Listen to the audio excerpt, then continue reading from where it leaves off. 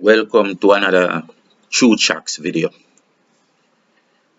We are at part 2 of God in perspective.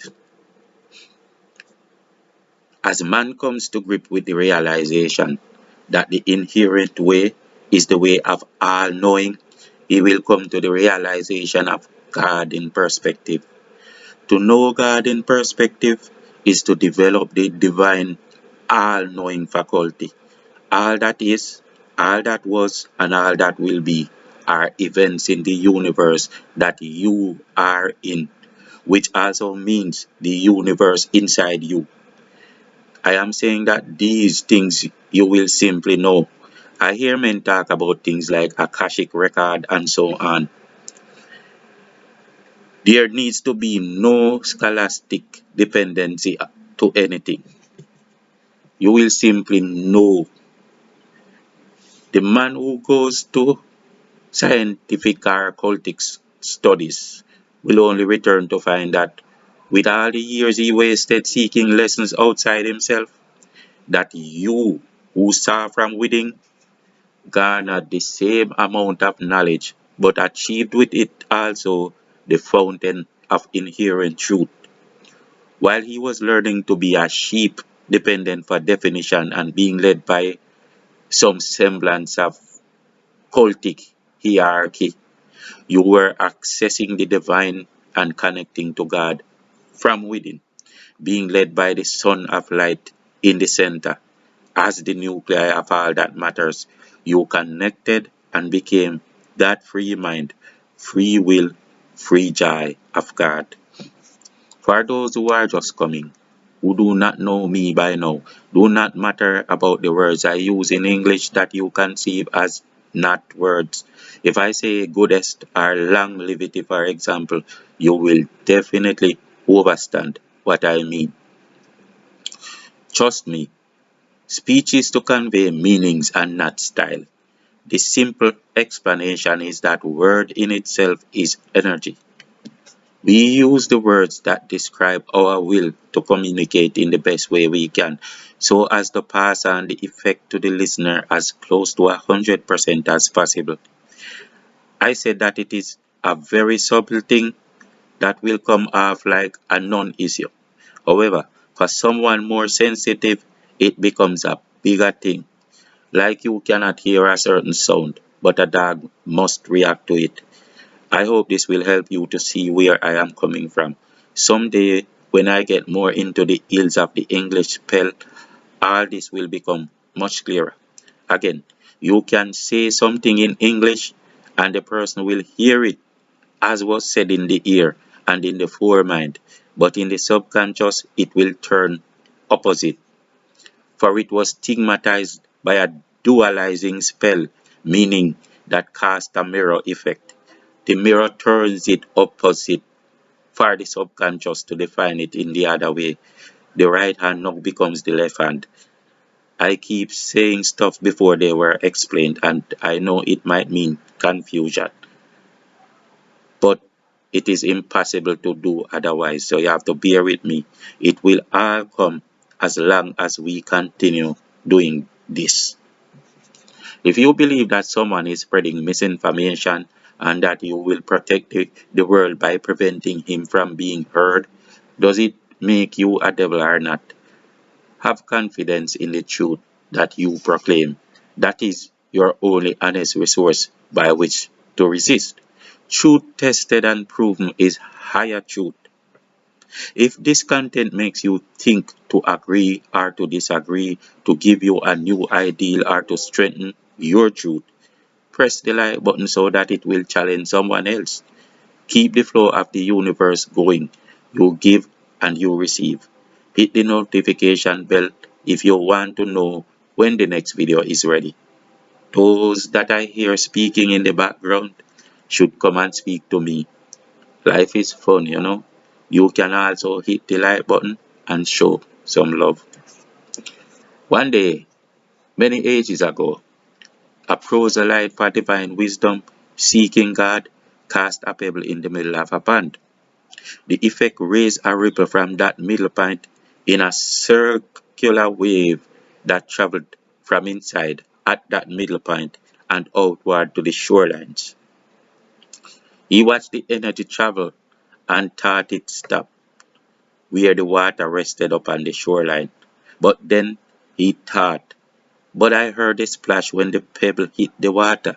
This means that the sound traveled back like this wave and it came here to me. He felt the energy electrify and enter inside his body, vibrating through into his chakra and then making tributaries to everywhere affecting his DNA. He was more sensitive than we now are today. How we can explain what he felt is this. Turn up your stereo with hard bass music like vintage reggae, for example, something with bass, even hip hop. Go close to the speaker so that it beats before your chest. This is what the more sensitive ancient felt by just concentrating on the energy of sound of a pebble in a pond.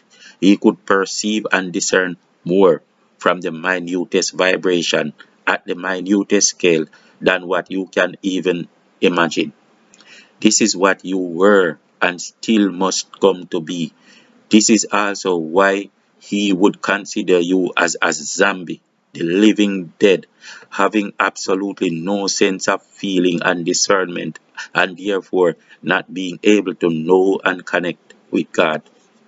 I am not saying stuff that you are not being told by the very ones that deceive you, because they mock you and tell you the truth every time before your face, where you won't even see it. They tell you that they put you in a God spell exactly as I do. They tell you that you are being sacrificed and they tell you with the simplest words, but you will not hear. They tell you that you are state-owned subjects, that they are your gods, and that you are nothing but merchandise from the day you were born. Go look again. It's all in the system. They tell you the information. It is not them abusing you, but it is you who agrees to abuse.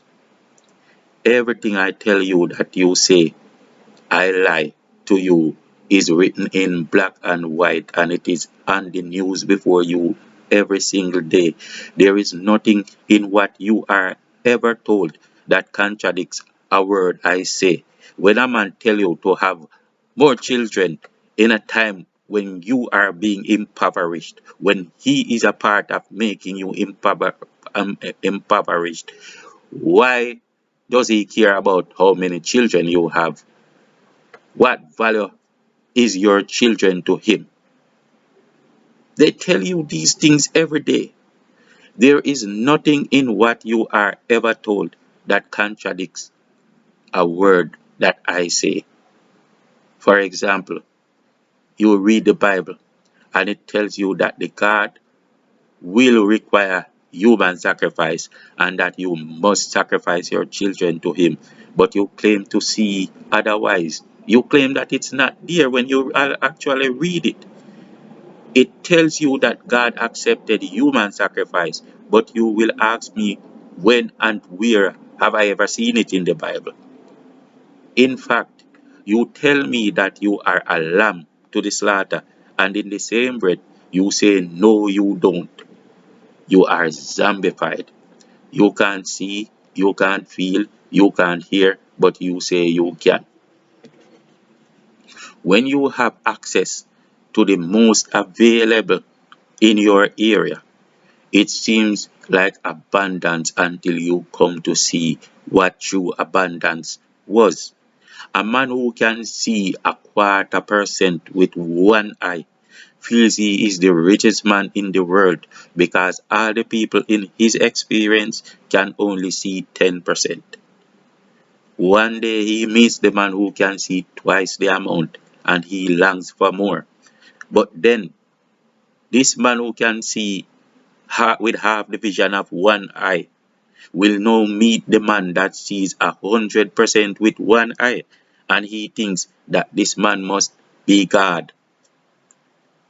Then what will happen when a man who can see with both eyes arrive.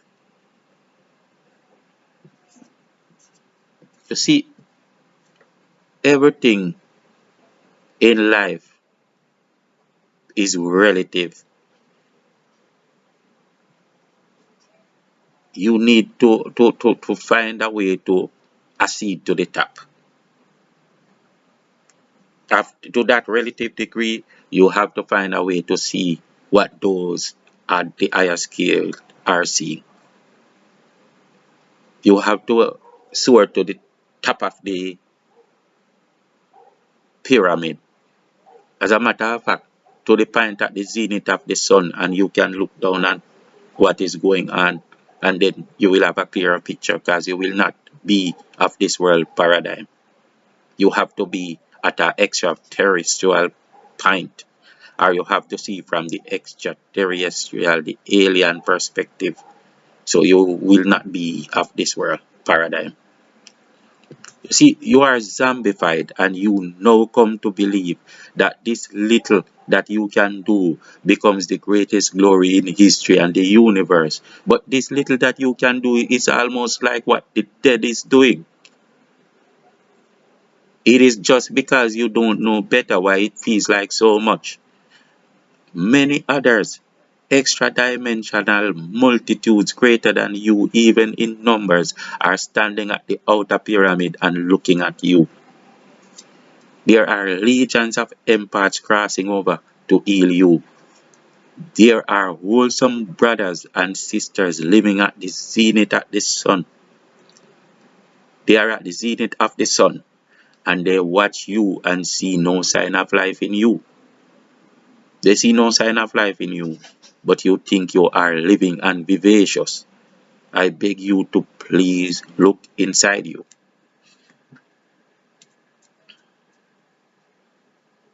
See, we have touched on the above points before, but it is all in the mix of things that get clearer as we go along. This entire work of the gods awaking is first to show how the gods had fallen, to remove the spells that keep the gods in slumber, and not to wake the sleeping lion, but to raise the supreme gods. Now, as this ancient sun, light of a god child, began to discern that the sound went through his body, he also conceived the truth about the waves in the rippling pond. Those waves did not stop at the outer edge, as it then seemed. They went to the ear, and they did not come only on a flat scale. They were raised like a ball, going under the water, through the earth, going above the water to the sky, and going horizontal towards him, through his body, and marking his DNA, affecting his genome system with the memories of that unique experience forever in his life on this earth and forever to the posterity of his life, even after he had passed thousands of years before. These ripples, the same ripples, were going through his body and marking his DNA, affecting his genome system with the memories of that unique experience forever in his life on this earth and forever to the posterity of his life, even after he had passed thousands of years before. The vibration of that particular experience travels through his genes, bringing that particular character to his bloodline and causing effect for evolution or transformation through eternity. Without the principle of DNA memory, no living being will ever advance or evolve in spirit. The sorcery or the sorcerer who has power over the subject's memories and beliefs becomes God over that subject. A demigod might become God to a god because this god agreed to give a demigod access to his divine faculties. This experience that this proselyte carried, this experience that he passed on to posterity, this experience, including how he interpreted and turned it into new science wisdom, becomes a natal principle in his bloodline. To that simple molecular effect on that minute atomic state, he becomes the God, the ancestral God in the body of his future generations. This might seem simple, but I cannot emphasize deep enough. It is one of the highest aspects of God in perspective that you must do everything to observe, to comprehend, and to use to get to clarity with what was, what is, and what will come. It is also a very useful way of avoiding a curse that might be put in your way that will change who you are in order to benefit the ulterior motive that is not any desire of yours. Please, I beg you, because of if you do not look to see clearly, it will not seem important. Study these things, but not in a book. That will not work well. Study it in your mind. Rest down that book for just a minute. You have been reading far too long. Give time for going within. You can use the above wisdoms to create future messiahs and even to predict that they will arrive in so many years. You will create in the future. You will know beings that were not even yet born. You will dictate and inspire their life purposes. They will say that God inspired them and that God will be you. They will say that God inspired them and that God will be you. This, I repeat, is one major concept of God in perspective to keep in mind. There is another thing that you, the God, can do which is so glorious. This is a very higher one that we will just mention and bypass for now. You can return in new flesh at a different time in the ages. You can determine how and where you reincarnate, and you can reincarnate with your memories. You can return in new flesh at a different time in the ages, and you will take the memories of one particular lifetime 1,000 years ago to continue your work at a given time in the future. This takes a lot of care and perfection to execute. You must assign many features and files to perpetual motion so that the information attached to your bloodline will be properly downloaded according to future releases. Your memory might not return all at once, and depending on how you receive memory downloads, you will either fail or succeed. I told you before that the universe is exactly like the web, and the web only replicates what and how as seen in universal and perpetual designs. If you study some of the African languages, you will see how great the knowledge of the gods would value at this time. The African languages is set up almost like internet or web data. It is hard to lie to Africans about past history when the names of people, places, and things are available to them. Just one simple word has so much data involved. It is near impossible to lie to Africans about bloodlines and ethnicities of past individuals if a single hint of the names of these individuals is available to them. In fact, the families you spoke about that lived 5,000 years ago, they will be able to find by just a syllable today wherever they are. If you say, for example, thought, T-H-O-T, thought, or Tehuti. They will likely bring you to the families of Bishop Tutu in South Africa and say, here is this man's bloodline. And you won't know why. But it's the data in the name, right? The data in the name is almost as certain as a DNA test.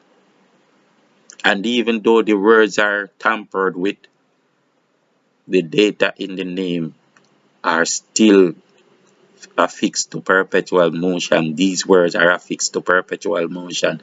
So when you write different words in a tehuti, tioti, whatever, they know you're talking about a man named Tutu.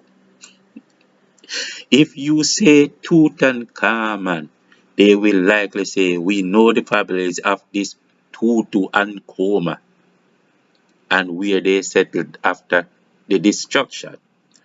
The reasons why many Africans get tricked have nothing to do with any lack of information.